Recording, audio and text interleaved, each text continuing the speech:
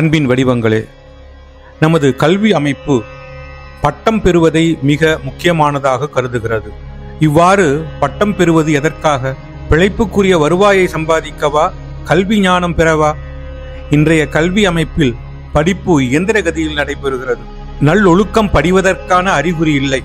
எதற்காக படிக்கிறோம் என்று புரிந்து கொள்ளாமல் படிப்பதால் என்ன பயன்? எந்த படிப்பானாலும் அது நல்லொழுக்கத்தை போதிக்கவில்லையானால் அதன் பலன் என்ன? எண்ணம், சொல், செயல் மூன்றும் நல்லவையாக நன்கு இணைந்திருக்கும்படி வாழ்க்கையை நடத்துவதுதான் மனித குலத்துக்கு மதிப்பு தருவது. படிப்பு முக்கியமல்ல, பண்பாட்டில் நயம், நாகரிகம் ஆகியவை முருகேறுவதுதான் மேலும் முக்கியமானது.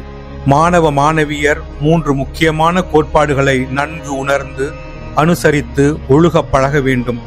1. உலகம் முழுவதும் அனைவரும் ஏற்றுக்கொள்ளும்படியான வகையில் வாழ்க்கை நடத்த வேண்டும். 2.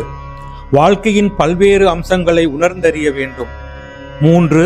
எல்லா நற்பண்புகளையும் நாம் கடைபிடித்து ஒழுக பழக வேண்டும்.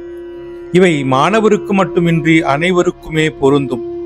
நற்பண்புகள் உருவானால் வாழ்க்கை நல்ல முறையில் தானே அமையும், சுடர்விட்டு பிரகாசிக்கும். தவறான விஷயங்களில் ஈடுபடுவது மனித பண்பு அல்ல. எப்போதும் நல்லனவற்றையே செய்ய வேண்டும். அச்சமில்லாமல் நடந்து கொள்ள வேண்டும். மிருகங்களைப் போல மனிதர்கள் பயப்பட வேண்டியதில்லை. ஆகவே நான் பயப்பட மாட்டேன், பிறரை பயப்படும்படி செய்ய மாட்டேன் என்று கூறிக்கொள்ள வேண்டும். மாணவ மணிகள் தாம் நல்லவர்களாக இருந்தால் போதாது, அவர்களுடைய நண்பர்கள், தோழியர் ஆகியோரிடம் நற்பண்புகளை உருவாக்க வேண்டும். அதற்குரியவாறு ஊக்குவிக்க வேண்டும்.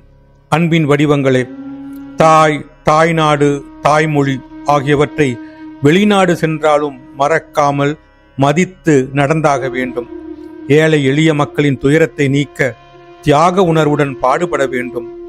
இதுவே பக்தர்களாகிய நீங்கள் எனக்கு தரும் ஆனந்தம். உடல், உள்ளம் ஆகியவற்றின் மேன்மையை இந்து மதம் பிரபஞ்சத்தின் பிம்பமாக கருதுகிறது.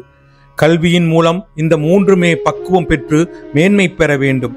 அதன் மூலம் ஏழை எளிய மக்களுக்கு நன்மை கிடைக்க வேண்டும். இத்தகைய பக்குவத்தை பெற கல்வி உதவ வேண்டும். அன்பின் வடிவங்களே, இந்த வகையில் புட்டபர்த்தி பல்கலைக்கழகம் அரிய சேவை செய்து வருகிறது.